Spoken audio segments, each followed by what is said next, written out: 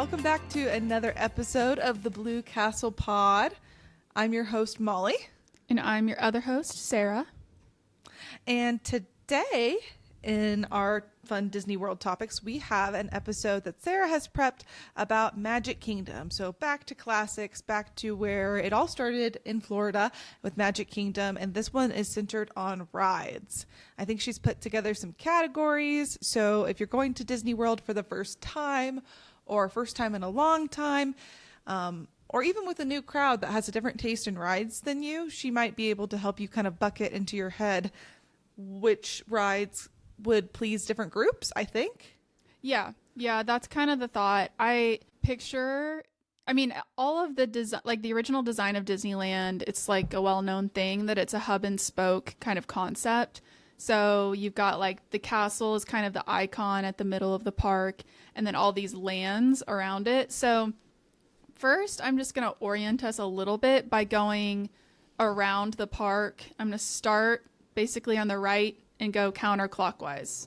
So if that doesn't make sense to you, that's totally fine. Basically, just consider this grouped land by land. And then at the end, where we're going to spend more of our time, is focusing on what I think are some of the big categories and like what rides fall into those. So think like thrill seeker friendly rides, really popular rides for little kids, rides that are good for the entire family that are really popular with adults but are also good for kids. And then the last one, I'll put Molly on the spot a little bit, and it's going to be our favorite rides in Magic Kingdom. So mine have changed a lot over the years. So we'll talk about why they've changed, and I don't know why these rides kind of have the appeal for me over and over again, and potentially for Molly. Sounds great. I think Disney World Magic Kingdom has maybe more rides that everyone can agree to love than any other park. So this is not an easy one to cover, but like, I don't know if there's going to be any crazy opinions on this. I think it's going to be fairly straightforward, a lot of people pleasers, and that is one of the reasons that Magic Kingdom is the classic. It's the one that the whole family loves to go to. Yeah, it's actually, I think it has probably the most rides just period, but it definitely is the most kid friendly when we're talking like little kids, and the most, less like thrill seeker types of rides. So a lot more calm, like chill dark rides or boat rides, things that are not going to scare people as much. So it's really good if you have like a multi-generational family. So, if the older folks don't want to tweak their back or something on Space Mountain and you have little kids who can't ride it, Magic Kingdom is a really great park, which is why it's not just because it's so magical, but also because practically speaking, it has the most to do for families. So it's very popular for that reason. I think the one age group or like demographic that might not be thrilled with Magic Kingdom would be the thrill seekers. So yeah, I'm a thrill seeker in a lot of ways, which is maybe why Magic Kingdom doesn't appeal to me as much as some of the other parks, but even I can get behind how magical of a place it is. Can't complain about it too much. But if you have like a teenager who only wants to like lose their vision because they feel so many G-forces on a roller coaster, they're not going to find anything. They need to go to Universal.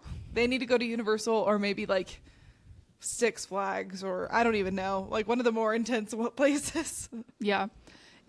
I think that they recently have stepped up their game in thrill seeker, vibes with Tiana's, aka Splash Mountain, coming back and Tron opening up. So we'll get into some of that. But without further ado, I'm going to get us started. So you're walking into Magic Kingdom, and like I said, we're going to start at the right side of the park, and we're going to go around counterclockwise.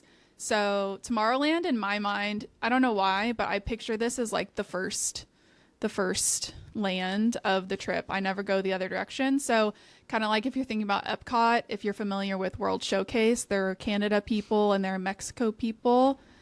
In my heart, I feel like I'm a Canada person. I'm sorry if that's controversial, but I'm not sorry actually, because that's just what I'm used to. But anyway, so I guess I'm a Tomorrowland person. I think that is the opinion that people are like, super passionate about. Yeah. The people who want to go to Canada are never attacking the Mexico people, but I feel like the people who want to go to Mexico will attack the Canada people. And I can't even picture which direction I would go. If someone had an opinion in the group, I would just go wherever they wanted. Yeah. Which that's probably the controversial opinion, honestly, is that I don't care. Not having an opinion. Yeah. We've talked about this once in a previous episode, and basically we have most of the time when we've gone to Epcot, we've gone via like Skyliner. And so when we enter, we're usually entering like France area. So we're already like not making the decision of Canada or Mexico. So that's why we're like not strongly opinionated. But anyway, in this case, and similarly with Magic Kingdom, I think if you're rope dropping or things like that, like you're already probably not going to start like just going around in a circle. You're going to go in with Genie Plus, and now I already forgot Lightning Lane Plus. Lightning Lane. Or not plus. Lightning Please Lane. don't have a plus. There's no need. There's no plus. It's Lightning Passes, Lane multi-pass, multi-pass. single pass. Lightning Lane multi-pass and Lightning Lane. I think it's still individual attraction. I think. I thought you But I'm said not single sure. pass last time. I don't know. They changed the name so many times to things that literally mean the same thing, just for the purpose of rebranding. Listen to our last episode if you want more details on all of that. I promise it's more fun in that episode Clear than as we make mud. it sound now. Well, and Clear as mud. at this point, no one's tried it, so no one's an expert. So at least we're not experts altogether. We'll probably talk about it. Well, will we? When does it come out? It's before we go, right? Yeah, it comes out end of July. Very soon. Okay, and we're going in September. So we'll definitely talk about it after our trip and tell you what our experience has been. But anyway, we digress. So kicking off with Tomorrowland, I'm just going to list all of the rides. And Molly, I'll just let you talk about the ones that stick out to you first. And then I'll kind of give some highlights on each of them. So we've got Astro Orbiter, Buzz Lightyear's Space Ranger Spin, Carousel of Progress, Space Mountain, Tomorrowland Speedway, Tomorrowland Transit Authority People Mover, and Tron Light Cycle Power Run. There's a lot there. I mean, a Yeah. lot of those I don't even mentally consider. Like, those would be end of day. We've ridden everything.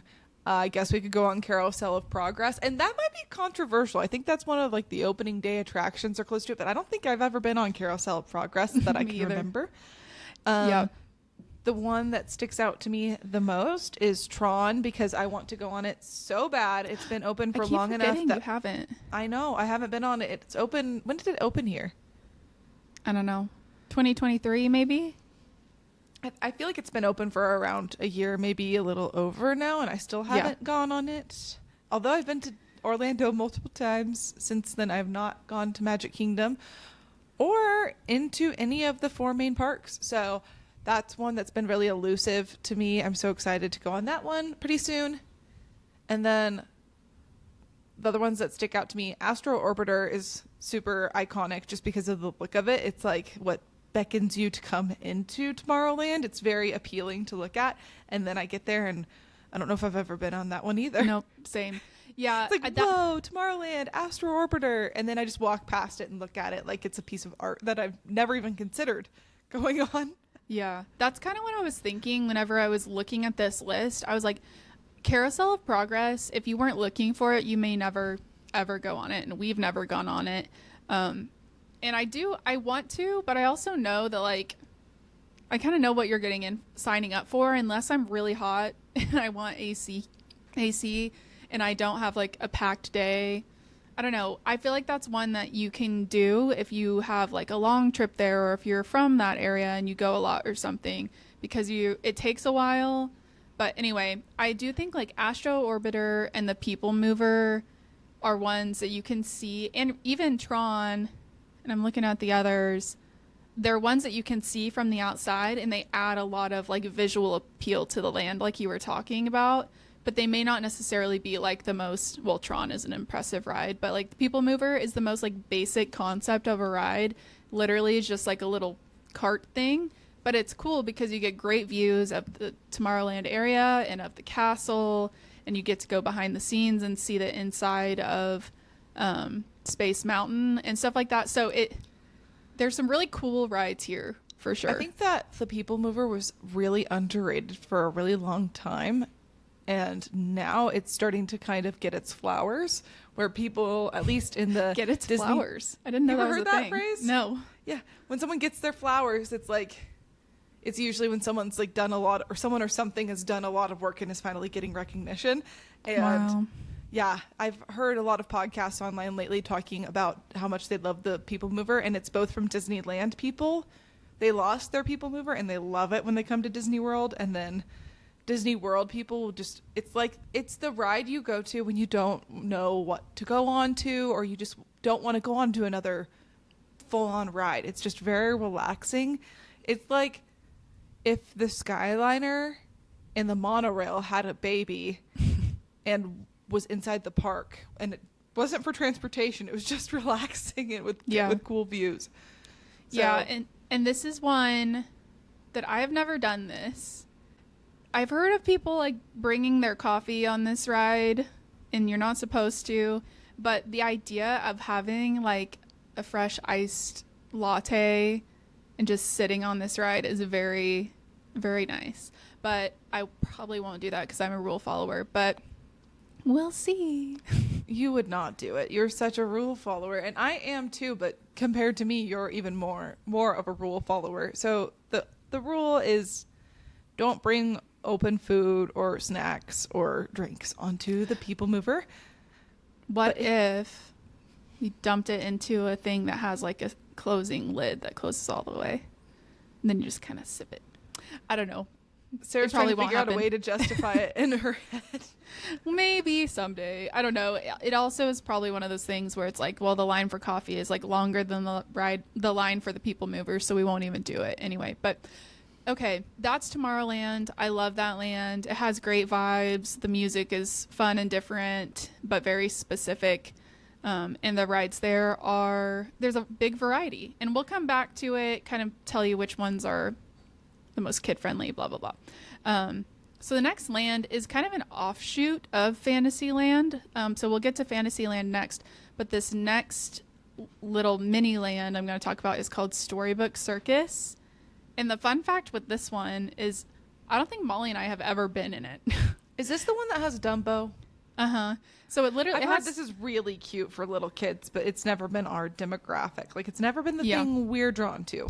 And you have to like make an effort to go back there. It's not just like part of the flow of traffic unless you're like, it's a dead end. But it literally has two rides, the Barnstormer and Dumbo, the Flying Elephant. So it's a very iconic ride. And Barnstormer is a very good, like, entry level, kid friendly, I guess it's a roller coaster technically, but very chill roller coaster from what I've heard. And the theming back there is supposed to be super cute. I think there's a really big like merchandise store. So I think we should try to go there, Molly, when we go in September, just to check it out.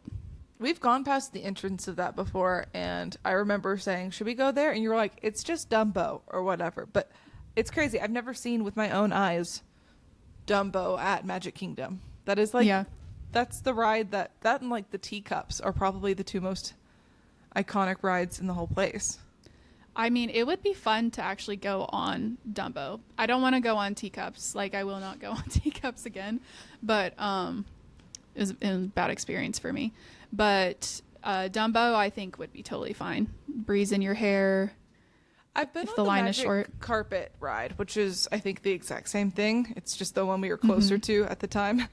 So it was fun. Yeah. It was fun, except for I was with our nephew, Ben. If you're listening, the fun of those rides is supposed to be going up and down, which you can control with your little stick. And he just wanted to stay all the way up. So, well, obviously, because he's so brave that he can go up to the sky. yeah, I guess.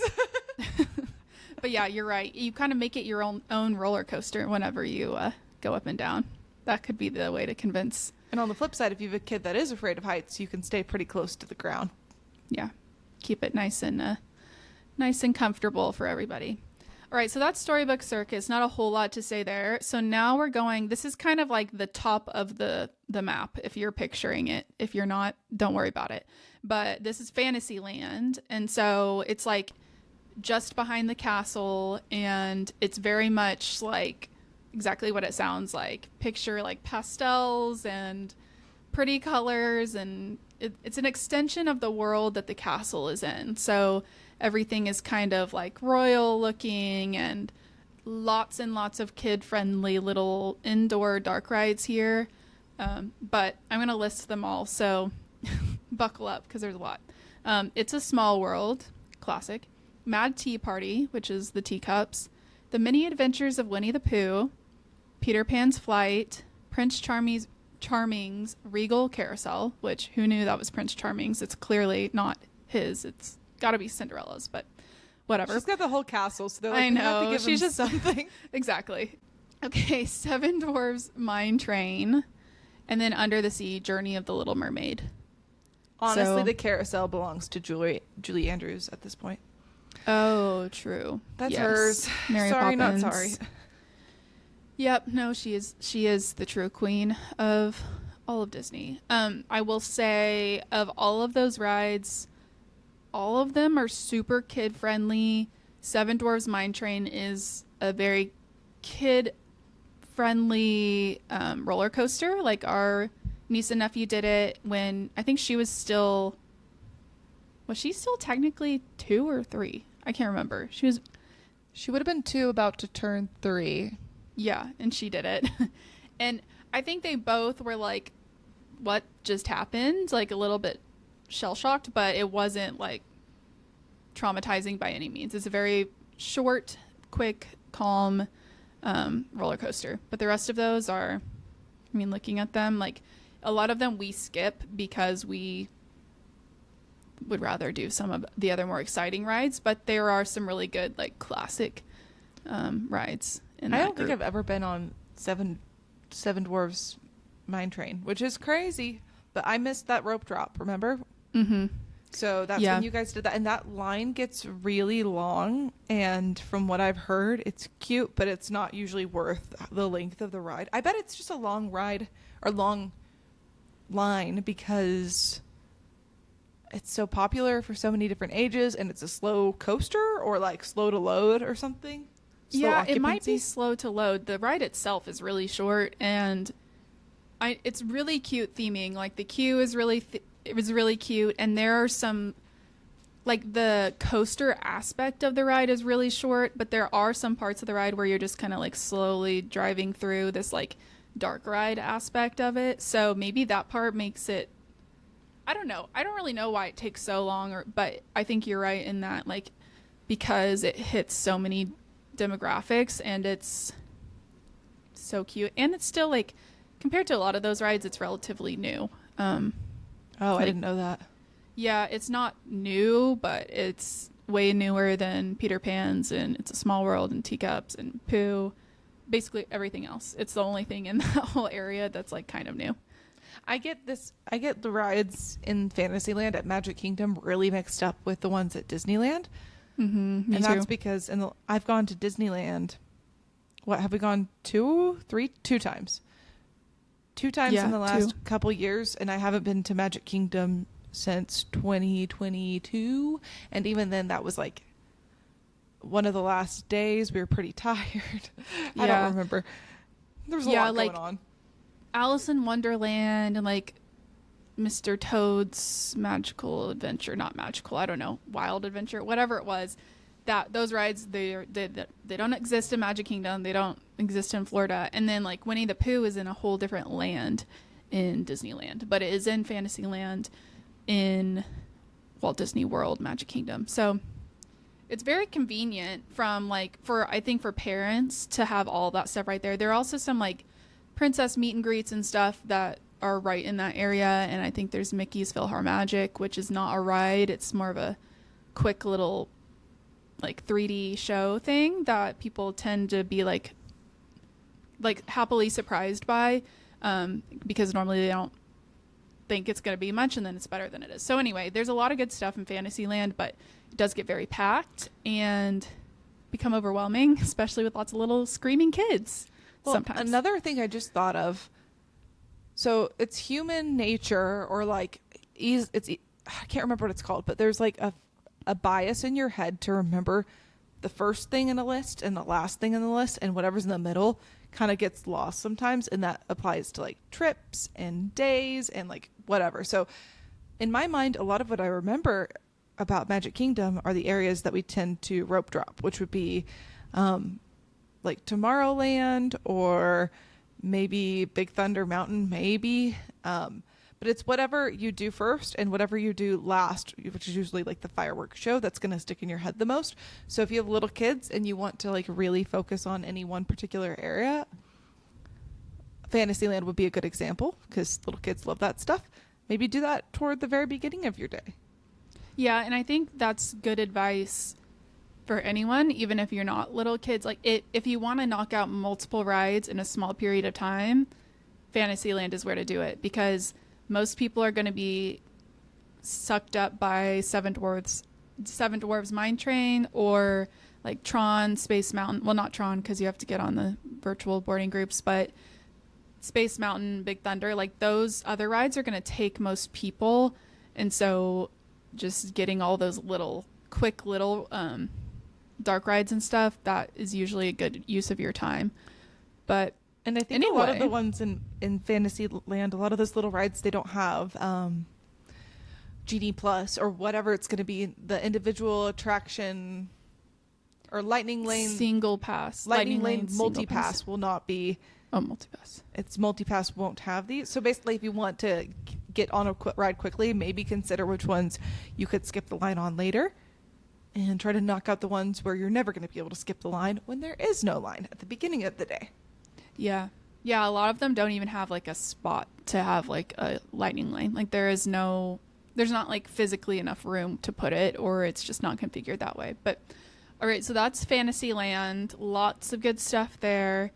And then so we're going counterclockwise. So walking past Fantasyland, you head into Liberty Square, which this area doesn't have a lot of rides. It's mostly just it's some restaurants. This is the area, if you can picture, the little pond lake thing, and there's like the big ferry boat kind of deal. So it's very much a vibe-centric area. But if you go back to the back corner of Liberty Square, there is the iconic Haunted Mansion. And this is the only legit ride in Liberty Square. But it packs a punch. It's Molly's favorite ride, especially when she gets stuck in the cemetery area. She loves that. I get more scared by the Haunted Mansion ride than I get by any like adrenaline based ride. Put me on a roller coaster, put me on the Hulk, put me on any ride at Universal, I will eat that up. But for some reason, the Haunted Mansion is a little spooky in a way that scares me, and I know that's ridiculous. I know it's not really scary. You can tell me all about it. Put it in the comments below if you think I'm a weenie, but I already know it, so it's not going to hurt my feelings.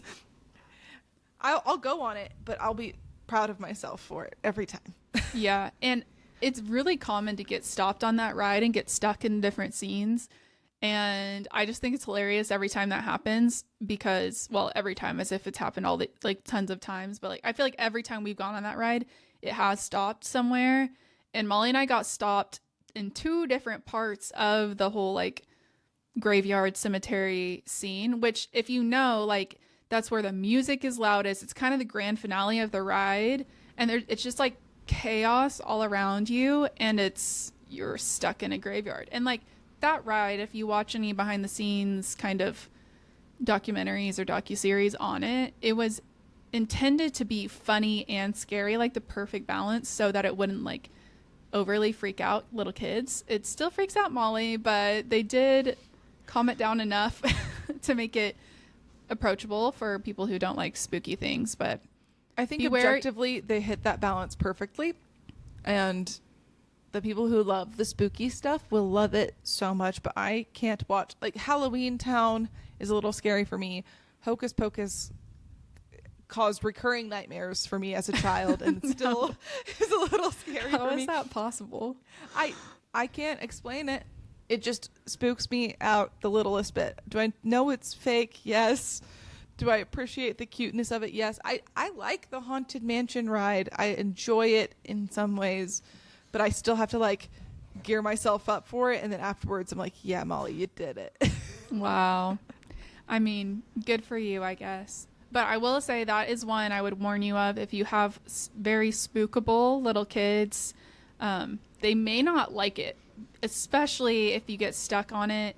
Sometimes I wonder, like, I don't think it's a technical issue when you get stuck. I think it's because you're in these, they call them doom buggies, because they're a little buggy that's, you're doomed because you're in the haunted mansion. But anyway, they get stuck, I think, because somebody is like watching, I don't know, like night vision cameras or something, and sees that a little kid has stood up or is crying and fidgeting, like trying to get out, stuff like that. I think that's more likely the reason that it gets stopped, because they have to wait. It's and kind get of funny everyone that lined they're up. called doom buggies, because I think they're the exact same ride that is, or like the ride vehicle from the Little Mermaid ride, and it's the same shape and everything. But it's funny because one of them is like a really cute little clam ride, and the other one's a doom buggy.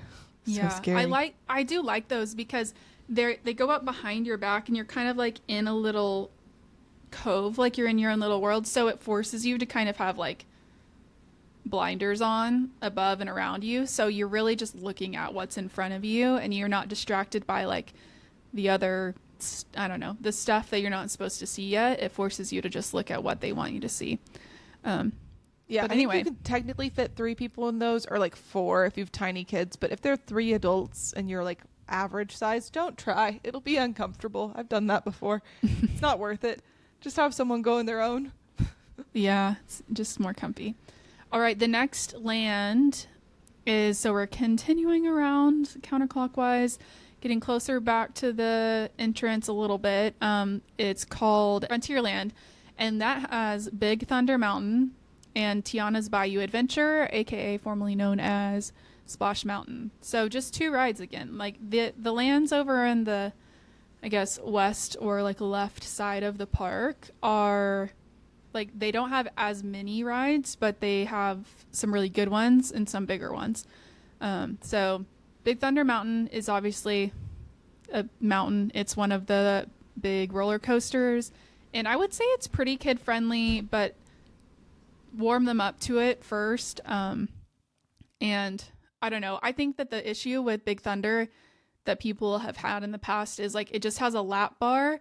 And so you slide around left to right a lot. So if you've got a little kid who is like, has a lot of space around them, they may not feel very secure. So just consider that in your seating arrangements if you have little kids. Maybe put the smallest adult with the kid instead of putting like the biggest man next to the little kid, because maybe the lap bar would go a little further down. Oh, yeah. I see what you're saying. Yeah, that might be helpful. That's true. You don't want the lap bar to be like up at like the chest height of the little kid or something. Something just got really loud. Sorry, I touched a thing. What is that? Touched part of my boom thing. Oh, it sounded like it was like a spring. Sounded like something kicked on. Like an air conditioning or something, but whatever. Anywho, okay, so that was it for Frontierland. I think Frontierland is really cool and fun, but it's probably not my favorite area from like a vibes perspective. But I think a lot of people, especially people that aren't from the US, tend to love it. And I think it goes back to what we talked about when I talked about Disneyland Paris with Molly, and how all of their hotels are themed to like very American things. It's like they're just not that cool to us because they're like the norm to us. So like, I don't know. The Frontier isn't very cool to people who are like from Oklahoma and are used to like living out in the middle of, a small town. But like whatever. Americana doesn't really hit my soul unless it's like the 4th of July or the Olympics. That's kind of those are my most patriotic times, and on those times every year or every 4 years, I will go gladly and spend the whole time at Frontierland, Adventureland, the U.S. Pavilion at Epcot, Cars Land, very Route 66. Like a lot of the stuff to me, like whenever it's American themed, I really like it. Whenever it's like California or Pacific Northwest, or I don't know, think or like Northeast. Like I don't mind the American area of New York because City or like New Orleans or just anything yeah, that doesn't places feel like where we don't grew go. up. Yeah. Yeah. So the closer it is to like middle America vibes or like whatever, we're usually not into it. But anyway, that's Frontierland. I mean, to me, I can't imagine that Tiana's isn't going to be like a slam dunk. I think it's going to be literally, I didn't mean for that to be a pun, but You're I guess so slam funny. dunk. Yeah, you don't get dunked, you just get splashed. But anyway, Splash dunk. splash dunked. But yeah, I feel like that's going to be amazing. And Big Thunder is a really great, like solid, fun ride. So Frontierland is actually doing great for those two reasons. The last land is Adventureland. So, and we've got 3 rides there. The Jungle Cruise, Magic Carpets of Aladdin, which Molly mentioned before, similar to Dumbo, and then Pirates of the Caribbean. Any thoughts about these, Molly, before I jump into mine? This might be one of the first areas, other than the one that just had Haunted Mansion, but this might be one of the first areas with multiple rides that I've been on all of them. And actually, Wow. and I like all those rides. They're fun. I don't think that Magic Carpet rides with Aladdin or whatever, that's not like a must ride for the whole family, but it's cute. It's fun. If someone wants to go, the ride is typically, the line is short, and I don't know, it's a fun time. There was no problems with it. I was the one that was lucky enough to go with our niece and nephew because multiple other people in the group are a little on the motion sick side / didn't want to. So Yeah. No, I will say I had already done the worst combination. Do not do this if you have the slightest chance of getting motion sick. Earlier that day, I did Teacups, then the carousel, and then Winnie the Pooh, which do not forget, if you don't know, it has a Tigger scene where you are bouncing in your little cart thing, and that just sent me over the edge. And so later, whenever I don't know who, like, our niece and nephew asked like if they could do magic carpets, but I was like, I would love to be able to say yes. Like, I'd love to be able to be that aunt that's like, yes, every time, yes, I want to do it. And I was like, I cannot. I cannot and will not. But I will say a fun thing, or like if one of the kids wants to do Aladdin, you guys are like, oh, we don't want to have to do Aladdin, then go get a Dole Whip. Go get in line for a Dole Whip while they're waiting in line for Aladdin and riding it. if they're big enough that you can feel comfortable putting them on a ride by themselves, they can see. Well, they or can see like the whole time. send the dad or send like one adult with them, and then everyone else go get Dole Whips. And when they're That's done, basically what happened. yeah, I mean, it's just, it works out great because it's all right there. But okay, the other thing with Adventureland, Jungle Cruise, I feel like it has some like a major cult following. People love it. The skippers are really funny, but for some reason, it just like, I think I just can't hear them very well. Like the speaker system isn't great. And when I'm having to try hard to like hear what they're saying, I don't know. It just isn't my favorite ride, but I love Pirates of the Caribbean. I love the smells. I love the AC. I love the vibes. You're going to get a good experience every time on Pirates of the Caribbean. You know exactly what you're going to get. But on Jungle Cruise, a lot of it depends on the skipper, like the person who's making the jokes and steering the boat, captaining your ship. A lot of it depends on them, and they're usually great. But sometimes the intercom system is horrible, and you can't really understand what they're saying. And sometimes you're stuck with a boat full of people that are either talking through it, so you can't hear what's going on. There have been, I feel like multiple of the times I've gotten on it, I've been kind of sandwiched between parties of people that are speaking. And I'm like, I can't even hear the jokes. Yeah. Yeah, that's like that ride. Usually that's why I don't love it, because even if it does go well, I'm like having to work to hear it. I will say, if you really want to be able to hear the skipper, try to sit close to them at the front so maybe you can hear them. But I mean, surely they're going to upgrade that equipment soon, right? Like, You would think so. You would think you would so. think. It does have to be like waterproof and everything, I'm sure, but whatever. Anyway, okay, so that is all the rides. We have officially gone through all the rides. There are a lot of other non-ride things out there that I didn't mention that are considered attractions, but they're more of like a little show or a little like interactive thing or a meet and greet or something like that. So there's definitely more than everything I've listed, but that may be another episode down the line. But now we're getting into our categories. So I consider this like kind of like an award show, but not really, not actually at all. But more just like these rides just like nail it, and they get to be part of these different categories. So the first category is for thrill seekers.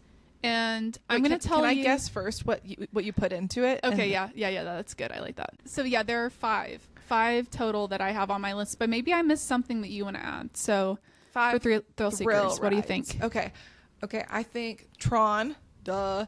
Space Duh. Mountain, duh. Splash Mountain, Thunder Mountain, and I'm missing one, aren't I? One you have not been on before. Oh, Mine Train? Yeah, that one's definitely the last one because it's not really for thrill seekers, but It's all of the mountains for plus new Tron thrill seekers. and Mine Train.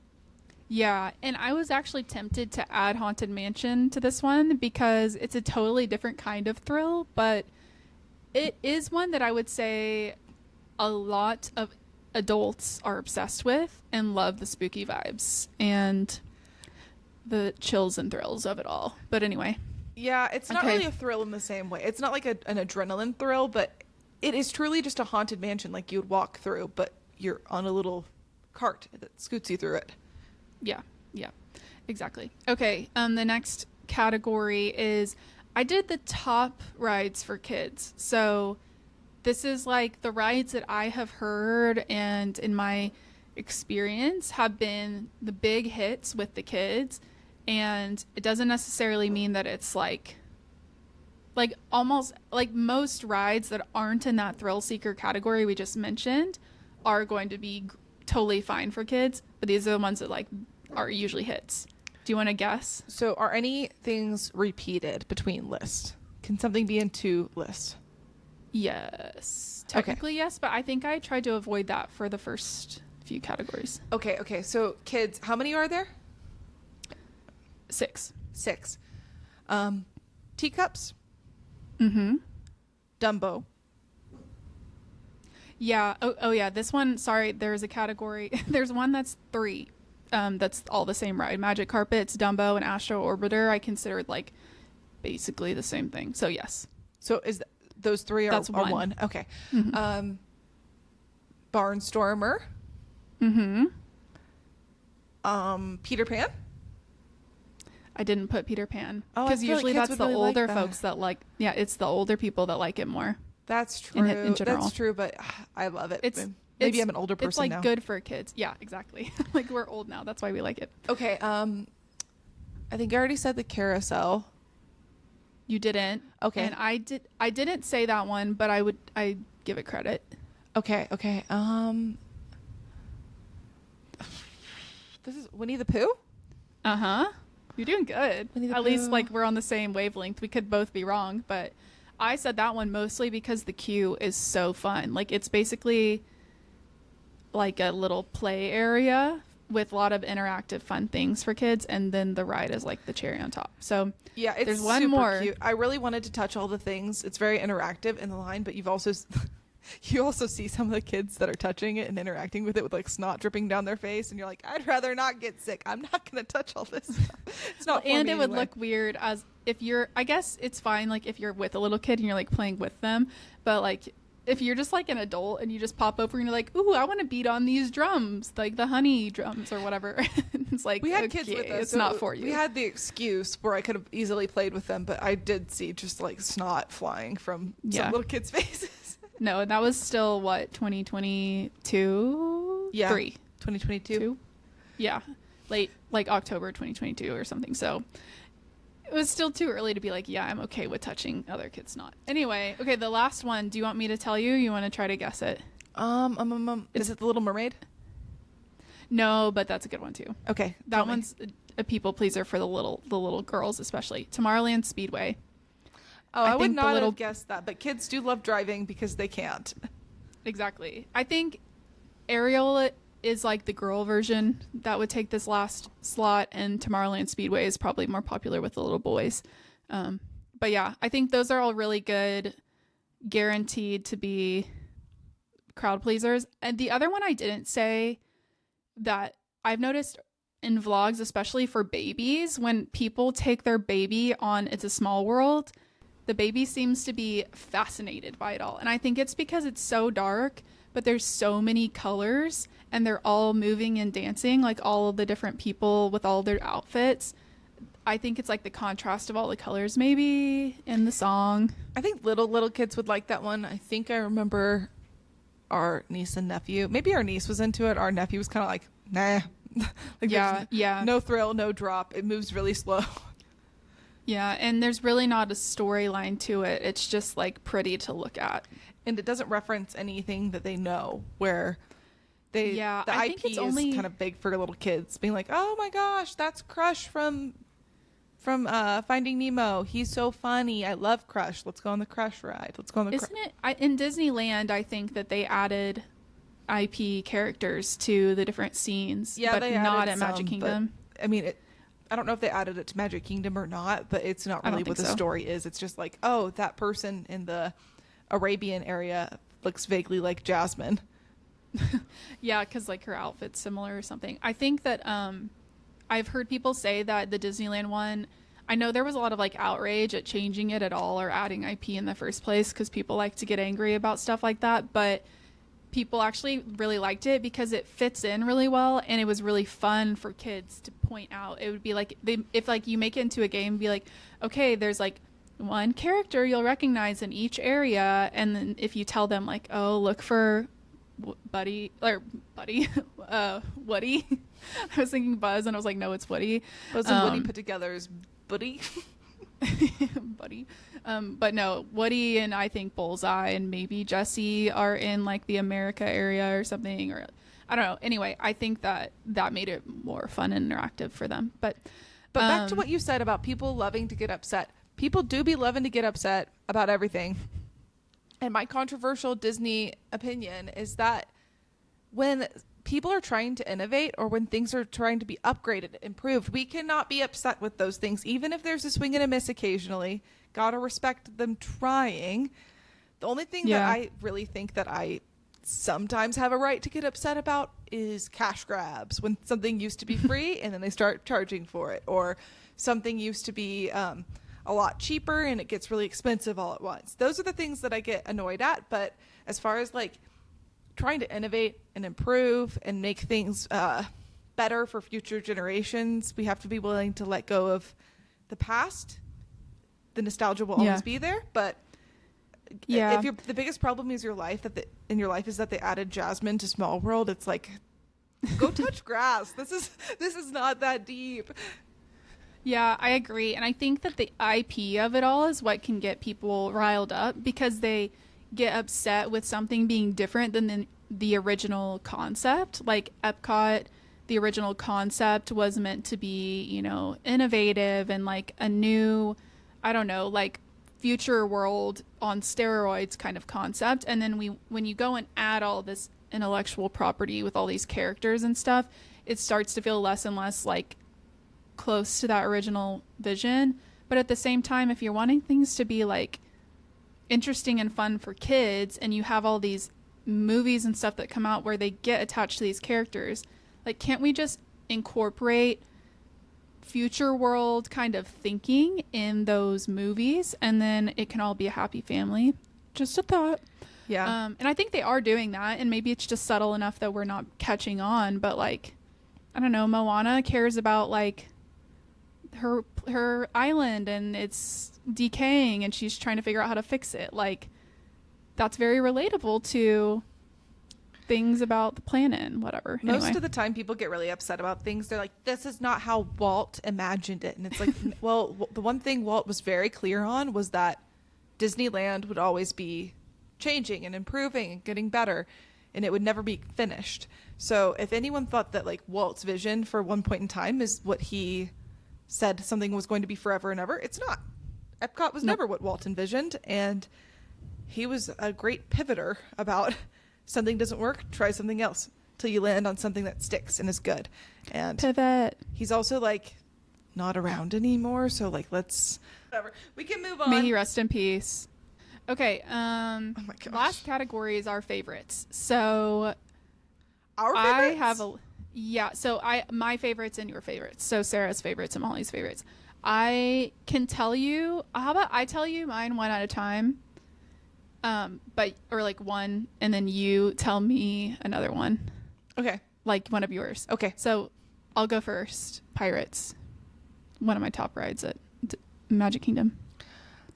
I'm going to say one that I haven't been on yet because I know I'm going to love it. Tiana's. Oh, yeah.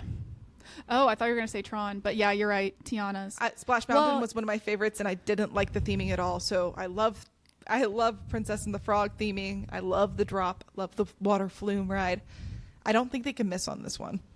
For me. Yeah, and something I just thought about, and if you've been listening, you know that like I'm obsessed with the smells at the resorts, at the different rides, whatever. And Splash Mountain has the best smell, and I think it's because it smells like chlorine water, I guess, or I don't know what exactly it is, but I just remembered that smell. Like it just came to me when Molly was talking about the original ride, and I'm so excited.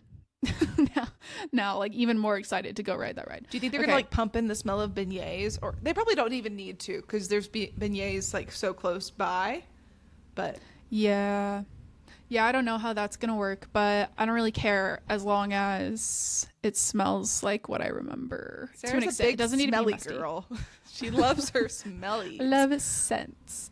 Okay, let's see. I have so many. I'm gonna go with Space Mountain. It was my original favorite at Magic Kingdom when I went for the first time, and for the first time that I can remember, and I think it was the year 2013, summer of 2013, and we went on that ride like 4 or 5 times. It's just so good. That's a great one. I love that one. Kind of surprised it didn't go in the top 2, but that's up to us, I guess. Well, I don't even know if I would put these in this order. I said Pirates because it's my like go-to for any mood. I didn't give Pirates any color, any backstory or reasoning, but I do think it's like it has AC. I like the smell of the water. If you know, you know on Pirates like what that smell is. Musty, it's just but specific. satisfying. Like wet, musty, satisfying. I don't know. It doesn't sound good, but it's nostalgic. No, it's I great. like it. The queue is so cozy. I feel like it's like destimulating, if that's a word. Like being outside and hot in the sun with all these screaming people or kids usually, obviously. But it's just like a lot going on. But when you get into the queue at Pirates, you just feel like you're decompressing, and I like that about it. And then the ride is like yo ho, Pirates life for me. You're just vibing. I don't know. I just like it. And you can have just eaten or whatever, or your stomach can be upset and you're going to have no problem on it. So I have a hard time because I compare the Disney World one to the Disneyland, and I think Disneyland's Pirates is better. It's a lot longer. Yeah. I like a long ride, especially when you're standing all day and the ride is indoors. A long ride sitting, and it's de-stimulating. Like you could take the best nap ever on that ride if you wanted to. Yeah. If they could just let you go on it like 2 or 3 times, that would work too. Great. Yeah, I kind of forget. I get confused which is which. I just know I like them both, and I just pretend both of them are awesome. But yeah, I don't think Magic Kingdom has like as good of drops either, if I remember right. Yeah, I think it only has like 1 or 2 or something. Anyway, it doesn't matter. It's also a vibe wherever you're at. It's just a little different at each of the parks. Okay, my next one. What's your next one? Peter Pan. Whoa. I love the Peter Pan one. I love that you get into like flying ship. It's such a good vibe. I love when you fly over London and everything looks so small. I love that they use a lot of the forced perspective and animatronics on it instead of like any screens. I don't know. It just is really nostalgic. It feels old and quaint in a way that's really held up, and it's like classic Imagineering where they're using all like the visual tricks and stuff instead of any high-tech modern day solutions. I'm not making it sound it's just kind of magical. It's magical in a quaint old-timey way, and the line is always super long, so I feel like this is always like a very beginning of the day thing or a very end of the day thing if you want to get on it and not wait forever. It's like after the fireworks go on Peter Pan and then go home. Yeah, we did that one time, after the fireworks thing, and we even had like a virtual. Oh, we had a lightning lane, but we had to wait outside for like 10 minutes before we could get in. So, and we were all so tired, and I was like, let's just stick it out. But this might be a hot take, but I don't love Peter Pan. Really? I like it. Yeah, I like it. Okay, but I'd rather go on Little Mermaid or what else is over there. The Not queue Winnie the isn't Pooh, 'cause special it's on Tigger. Peter Pan, which is one of the reasons that like I think some people don't like it is the queue can be long and it's just like switchbacks. There's no theming or anything particularly exciting about it, and some of the queue can be outside, especially at Disneyland. But I don't know. I think that it is a really good way to round out your day after fireworks. I think that and Haunted Mansion are kind of a good after dark vibe. Yeah, I think it is strategically a really smart one to rope drop and then to hit all the other, not other than Seven Dwarfs, like all the other little indoor rides in the Fantasyland area. Pirates is the one to go on first because it's just going to get longer throughout the day. The line is usually, unless, I don't know, unless something crazy happens and it like there's a lull or something. But okay, last round. Let me see. I have to decide between. Okay, I think I'm gonna bet on you picking the one that I'm not gonna pick. Oh, so much pressure. Well, I'll tease it a little bit. So one of these is really intense and fun, and the other one is just guaranteed classic, good vibe. I think I'm gonna pick the good vibe, and that's the People Mover. It's not the most exciting ride ever, but it has such a good view of the castle where you can just sit there and look at it, and you're moving kind of around toward it, I think. Or are you moving away? Maybe both at different parts. But it's just so, like, it's great people watching and the breeze, and you get to go inside a little bit. Like, it's just a really good, again, it's kind of destimulating, but you're still in and amongst things, but you're kind of separated from them. And I don't know. I just like it. I just very much like it. You don't have to seek stimulation at Magic Kingdom. It is all around No. you. You have to seek destimulation, which is one of the reasons we love the People Mover. We love Pirates. Haunted Mansion can be a little destimulating if you don't get stuck in the most stimulating part Yeah. of it. Overall, it's pretty normally. relaxed. Yeah, agree. So those are some of our favorite moments, I would say, overall, are the ones that make you like take a breath of air and just deep breath. And it kind of gives you the energy to go back out and appreciate the stimulation all around you.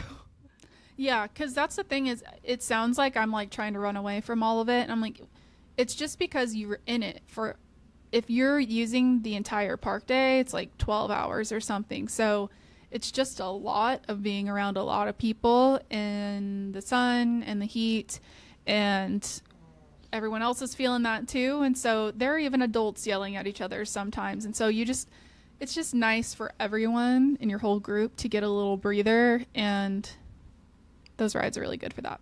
Okay, Molly, finish us off. What are you going to put in that last top favorite slot? So you were hoping I would pick something exciting and a little bit more of a thrill ride. And if I'm picking up what you're putting down, and I think I am, the last one of our favorites is the teacups. Just kidding. Tron, light cycle, whatever. Yes. Light cycle. I've never been on it, so I kind of feel like a poser guessing it, but I kind of thought that because now 2 of your 3 rides you've been on Splash, so I'll give it to you for. Yeah, I've been on it as much as I need to be on it to pick that one. Honestly, the other one that I would be kind of tempted to pick would be Big Thunder Mountain, just because I like the thrill of it, but also it's kind of hootin' tootin' wild wilderness, and that's not my vibe, not my aesthetic. But I like Wild Wilderness, Wild West. Whatever that is. Oh, I guess it is the wildest ride in the wilderness. Yeah. So you're right. Yeah.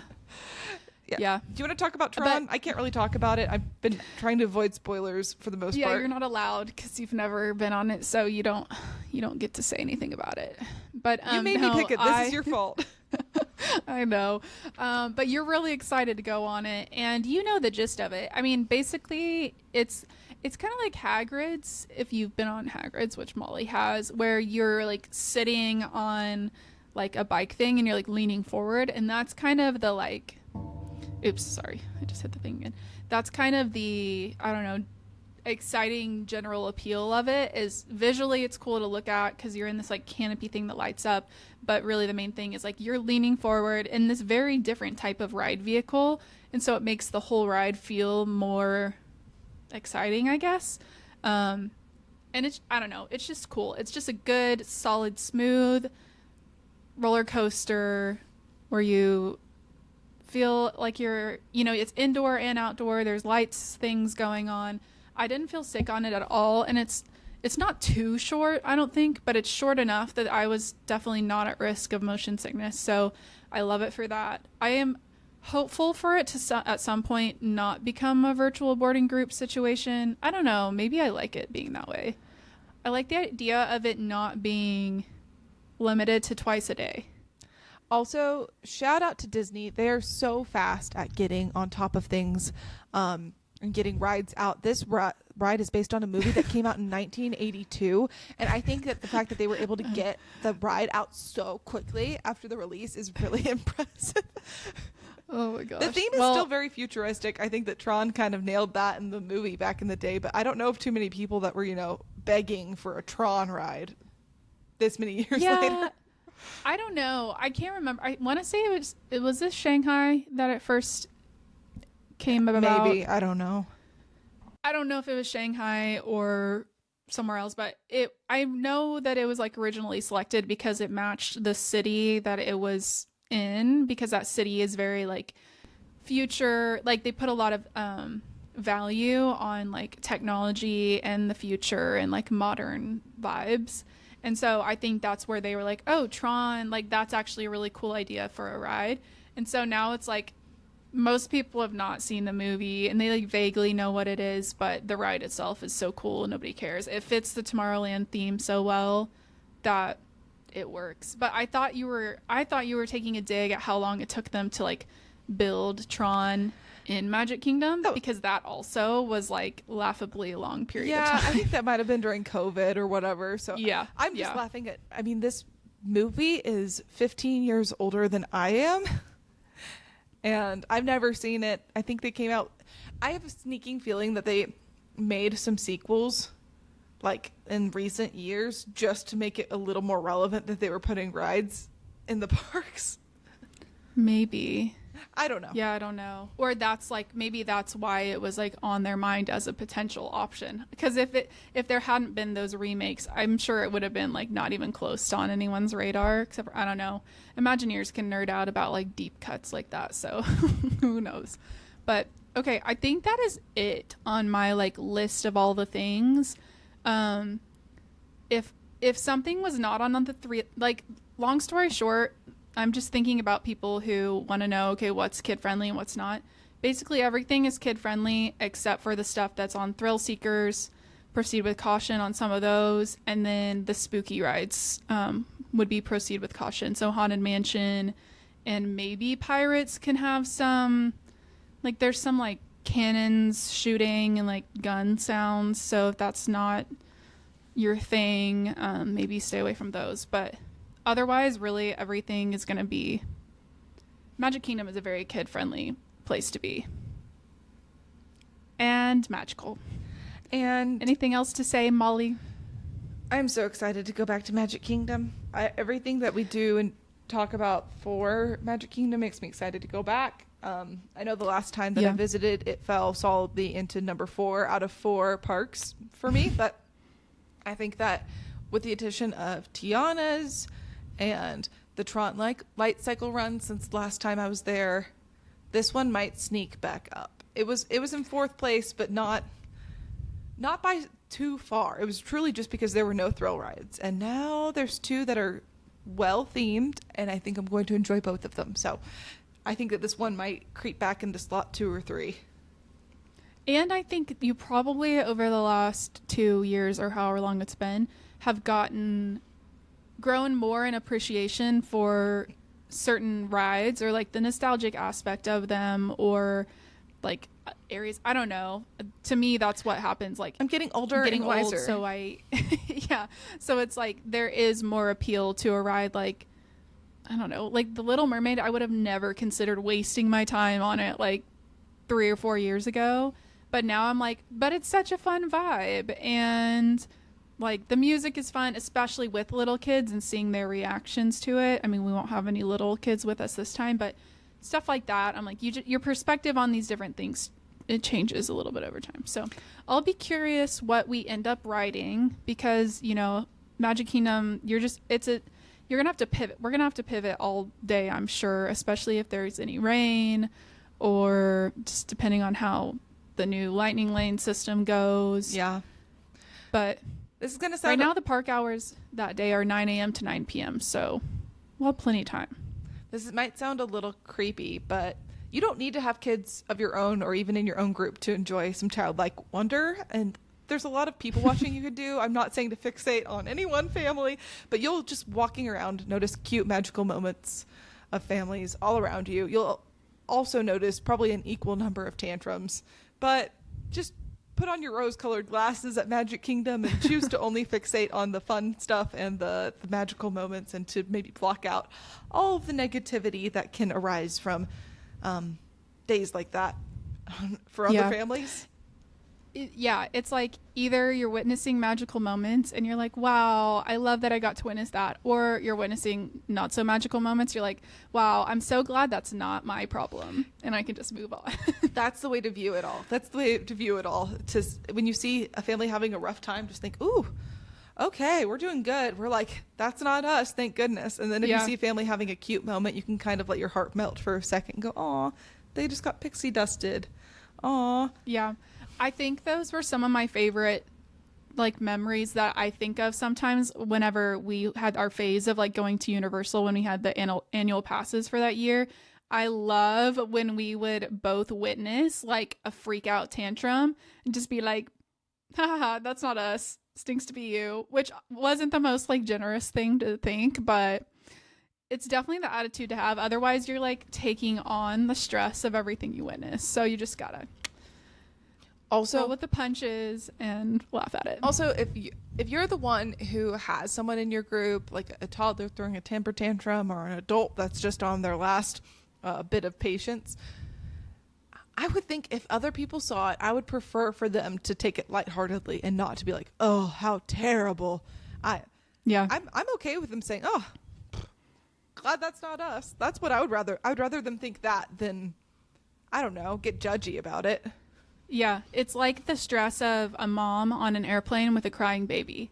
It's like the mom and the crying baby, if the mom knew that the baby wasn't bothering anyone else, she would not be stressed about it, because she deals with it all the time. I mean, she would be annoyed, but not like any more than normal. But it's that extra anxiety of, I'm impacting everyone around me and they must hate me and they think all these things. So if you can try to be like obviously generous with people who are having a hard time, maybe don't like get up in their space, but just be like, it's okay, it happens, you know. Yeah, like if the kid's throwing a little fit because they dropped their popcorn and the mom's trying to pick it up, maybe help them pick it up. Like, don't do anything too creepy. Don't like try to offer to hold their children for them. But like, if there's an obvious way that you can like give them a hand and make it a little easier, you know, or if a mom is struggling and you're a party of 2 sitting at a table that's big enough for 6 and there's no seat for them, maybe offer your table. Whatever you can do to give a little magic to someone else, because in a place like that, I think if everyone has that mentality, then it could be a much more magical experience for everyone. Wow. Soapbox over. Thank you very much for listening, coming to our TED Talk. Okay, I think that's going to do it for our Magic Kingdom Rides episode.